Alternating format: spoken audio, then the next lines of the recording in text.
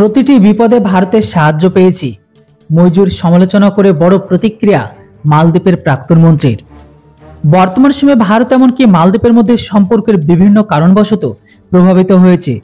মূলত মালদ্বীপের রাষ্ট্রপতি মোহাম্মদ মইজু দ্বীপরাষ্ট্রের ক্ষমতা আসার পর তার বিভিন্ন পদক্ষেপ এমনকি মন্তব্য রীতিমতো বিতর্কের আবহ তৈরি করেছে। শুধু তাই নয়, তিনি ভারত বিরোধী এমনকি চীনপন্থী হিসেবেও পরিচিত।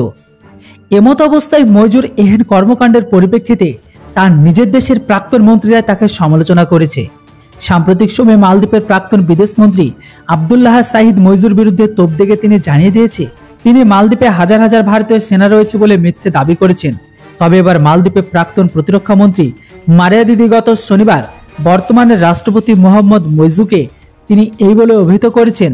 এমনকি তিনি এটাও বলেছেন তার কাজ দুই দেশের মধ্যে সম্পর্কের বাধাগ্রস্ত করবে না।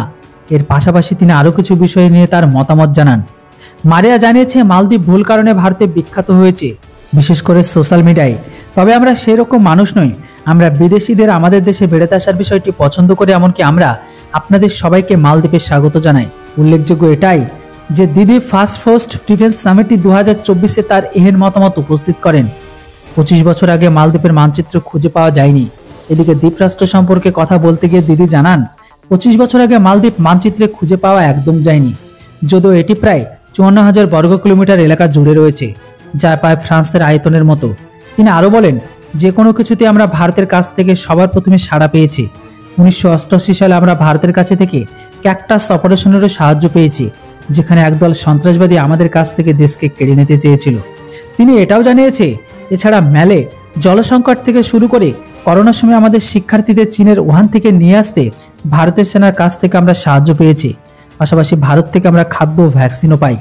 এছাড়া দিদি আরও জানিয়েছে এশিয়ান সুনামির মতো যখন আমাদের অসুবিধা হয়েছিল তখন ভারত সাহায্য করেছে। সুনামি সমুদ্রের তলদেশকে বদলে দিয়েছে, এমনকি অনেক দ্বীপ অদৃশ্য হয়ে গেছে। পাশাপাশি কিছু নতুন দ্বীপ আবির্ভূত হয়েছে, তাই হাইড্রোগ্রাফিক চার্ট আপডেট করা প্রয়োজন। তার মতে আপনারা জানেন আমাদের আন্তর্জাতিক বিশ্বের আন্তর্জাতিক সম্প্রদায়ের অংশ হতে হবে, এমনকি আমাদের নিশ্চিত করতে হবে যে আমরা এই অঞ্চলের স্থিতিশীলতা বজায় রাখতে পারি। ভারত মহাসাগর সংঘাতমুক্ত আছে। এই কারণে যখন আমাদের সরকার ক্ষমতায় ছিল তখন আমরা দেখেছিলাম যে আমাদের প্রতিবেশী এমনকি আন্তর্জাতিক সম্প্রদায়ের অন্যান্যদের সাথে আমাদের সবসময় ভালো সম্পর্ক ছিল।